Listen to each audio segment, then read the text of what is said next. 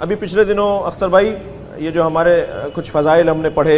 مختلف T V channels پر، مختلف مجالس میں کلپس بنتے ہیں محبت کرنے والے انہیں، تو بعض ہمارے دوستوں کے لیے وہ چونکہ ان کا بیان مکمل نہیں ہوتا، کلپ بہت چھوٹا ہوتا ہے، اس کے آگے پیچھے کا اس کا سیاق و سباق اس کلپ میں نہیں ہوتا، تو الجھن ہو جاتی ہے کہ جی یہ کیا کہہ دیا اور یہ کیا ہو رہا ہے، یہ کیوں ہو رہا ہے اور ایسا کیوں کہہ دیا، جبکہ اس سے پہلے یا اس کے بعد یقیناً اس کی کوئی دلیل ہوگی اگر پورا کلپ سن لیا جائے، پوری تقریر سن لی جائے۔ تو پچھلے دنوں ایک فورم پہ ہم بیٹھے تھے تو میرا احتساب ہو رہا تھا، اور میرے لیے یہ اعزاز ہے کہ 70 سال میں پاکستان میں کسی شیعہ عالم کا احتساب نہیں ہوا مگر میرا ہوا ہے، تو مجھے یہ اعزاز حاصل ہے۔ ایک ذرا صلوات پڑھ لیں محمد و آل محمد۔ تو اس نشست کے اندر میں نے اپنے بعض شخصیات سے عرض کیا ان کی خدمت میں نے ان سے کہا کہ اگر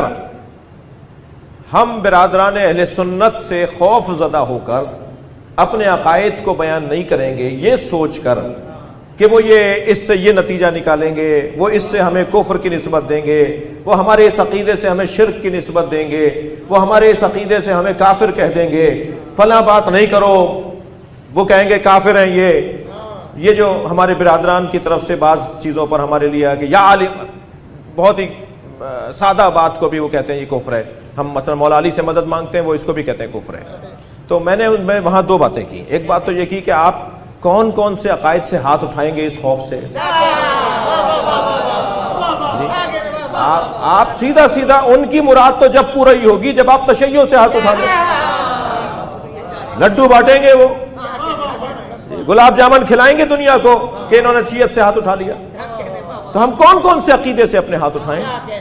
دوسری بات میں نے عرض کی جو اصلی میرے مطلب سے ہے، دوسری گزارش یہ کی کہ اگر آپ اس نیت کے ساتھ معارف کو، مفاہیم کو، عقائد کو اور فضائل کو، مناقب کو بیان نہیں کریں گے اس فکر کے ساتھ کہ اگر یہ بیان کیا تو ہماری نسبت فلاں کے ساتھ دی جائے گی اور ہمیں فلاں نسبت سے یاد کیا جائے گا، تو میں آپ کی خدمت میں اپنے مضمون کے مطابق عرض کر رہا ہوں، مطالعہ کر کے بات کر رہا ہوں، تاریخ اسلام میں ہر اس شیعہ کو غالی کہا گیا ہے جو عقیدہ رجت رکھتا ہوں۔ اٹھا لیں ہاتھ اس عقیدے سے، صلوات پڑھیں گے محمد و آل محمد۔ جی مجھے معاف کیجئے گا، تھوڑا سا درد دل کیا میں نے جی۔ یہ ہم اٹھا لیں عقیدہ رجت سے ہاتھ اس لیے کہ حضرت ابو بصیر، حشام، مومن اسحاق، زکریا ابن آدم اصحاب اجماع جو ائمہ اہل بیت کے تھے، اور پھر شیخ صدوق، مفید، توسی، سید مرتضیٰ، ان سب کے بارے میں جب وہ لکھتے ہوئے آتے ہیں وہ کہتے ہیں کہ یہ غالی تھا، یہ غالی تھا، مقداد کے بارے میں یہ غالی تھا، مالک اشتر یہ غالی تھا، اس لیے کہ اس کا عقیدہ رجت کا تھا۔ تو اٹھا لیں ہم عقیدہ رجت سے ہاتھ اس لیے کہ وہ غالی بول رہے ہیں میں۔ میرا تو سوال اس منبر پر بیٹھنے والوں سے اور اپنے آپ سے یہ ہے کہ ہم انہیں دیکھ کر مجلس پڑھتے ہیں یا مولا کو دیکھ کے مجلس؟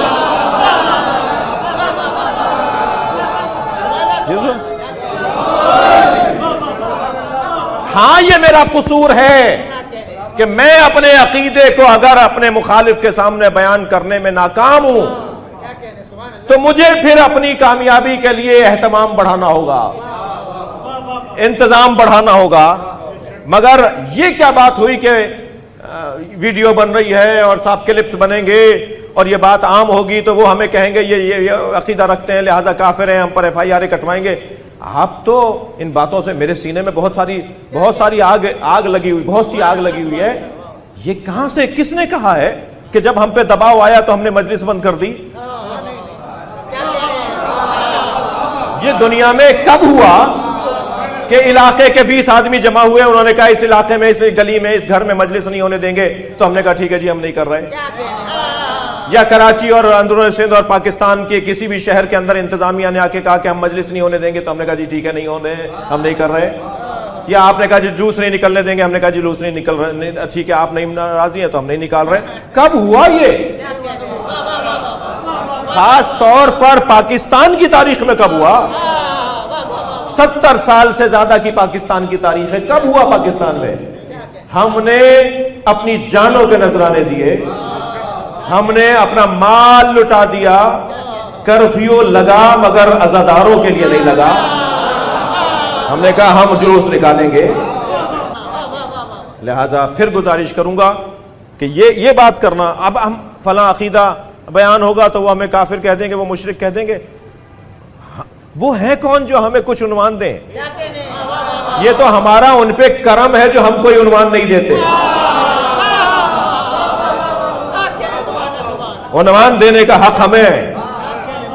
ہم میٹھے پانی سے جڑے ہوئے ہیں، ہم صحت مند نظام ولایت اہل بیت سے جڑے ہوئے ہیں۔ کڑوا پانی پینے والے، گدلا پانی پینے والے، گندا پانی پینے والے لوگ کسی اور کو کافر اور مشرک کہیں گے؟ میرے معصوم فرماتے ہیں جو ہماری تعلیمات پر عمل کرے وہ میٹھا اور صاف پانی پیتا ہے۔ جی ہم ڈائریکٹ اہل بیت سے لیتے ہیں پیغام کو۔ لہذا یہ کہنا کہ صاحب وہ فلاں عقیدہ، تو عقیدہ رجت سوال اور لمحہ فکریہ